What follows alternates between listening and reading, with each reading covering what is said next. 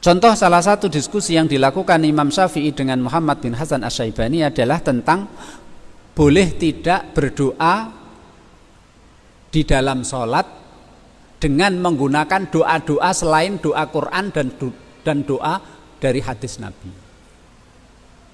Nah, itu. Kalau Imam Muhammad bin Hasan Asy-Syaibani tidak boleh berdoa di dalam sholat kecuali doa-doa yang memang ada dalam Quran dan ada di dalam hadis. Nah. Kemudian Imam Syafi'i bilang, Pak, wahai Imam Muhammad bin Hasan Asy-Syaibani, boleh tidak jika ada seseorang dalam sholatnya dia berdoanya begini, Pak, Allahumma rzuqni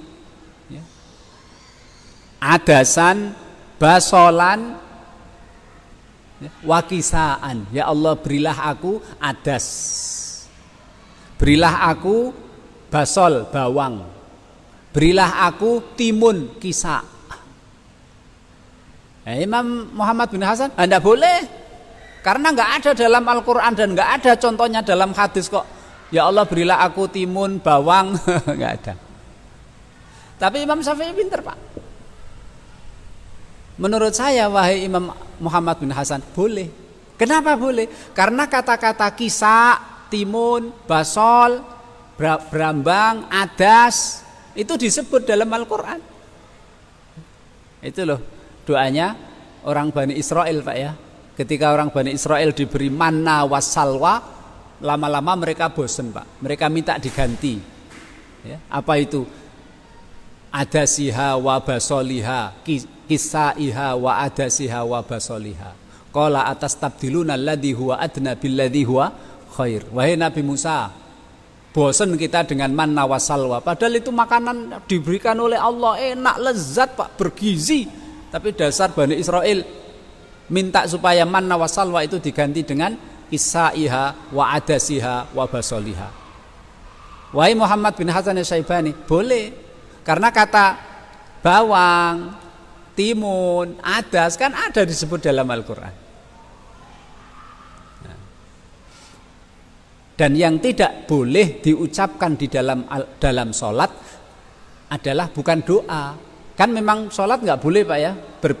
Berbicara dalam sholat itu nggak boleh. Ucapan dalam sholat itu nggak boleh. Ucapan selain bacaan sholat di dalam sholat itu nggak boleh. Wahai Muhammad bin Hasan Asy-Syaibani, yang tidak boleh itu adalah ucapan satu sama lain. Ucapan orang saling jawab menjawab, saling tanya, itu yang tidak boleh. Tapi kalau doa menggunakan apa saja boleh. Yang nggak boleh kan ada temannya hajis alhamdulillah, yang lain yarhamkallah, dijawab lagi yahdikumullah. Ini yang tidak boleh kan, saling jawab menjawab, ini yang tidak boleh. Atau tanya, iki mau rakaate wis piro? Ini tidak boleh. Tapi kalau doa di dalam sholat dengan doa apapun, baik dalam Quran dan dalam sunnah, ataupun tidak ada dalam Quran, tidak ada dalam sunnah, asal dibaca, Imam Syafi'i mengatakan boleh. Asal doa itu boleh dipanjatkan kepada Allah di luar sholat, maka doa itu boleh dipanjatkan Allah di dalam sholat. Bahkan di dalam sholat itu lebih dibolehkan dan bahkan lebih dianjurkan, karena orangnya posisinya dalam sholat lebih mudah untuk diijabah oleh Allah subhanahu wa ta'ala daripada di luar sholat. Jadi kalau diskusi, Pak, ya, Imam Muhammad bin Hasan Asy-Syaibani kalau diskusi dengan Imam Syafi'i sering kalahnya, Pak. Tapi Imam Syafi'i hatinya baik, Imam Muhammad bin Hasan Asy-Syaibani meskipun sering kalah hatinya juga baik. Karena Imam Syafi'i itu, Pak, kenapa sampai Baghdad itu? Sebelumnya beliau bekerja di pengadilan. Di mana? Di Yaman. Dia kan Imam Syafi'i anak orang miskin, anak yatim.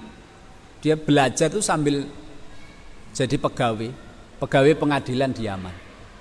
Nah, di Yaman itu dia difitnah, katanya ikut kelompok pemberontak, akhirnya dibawa ke Baghdad.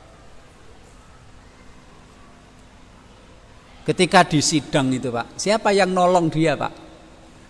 Imam Muhammad bin Hasan Asy-Syaibani nolong Imam Syafi'i. Padahal kalau debat itu sering kalah, tapi ditolong. Jadi kalau kita mungkin ya syukur gitu, syukur ngalahin saya terus, syukur gitu.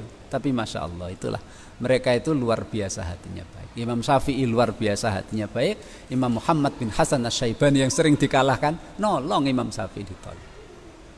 Dia berkata kepada Khalifah Harun Ar-Rasyid, wahai Khalifah Harun Ar-Rasyid, tidak mungkin ya, Imam Syafi'i yang mulia, yang pinter ini ikut kelompok pemberontak yang ingin merongrong kekuasaan khilafah Abbasiyah saat itu. Akhirnya dilepaskan oleh Khalifah, dilepaskan dari tuduhan ikut pemberontak.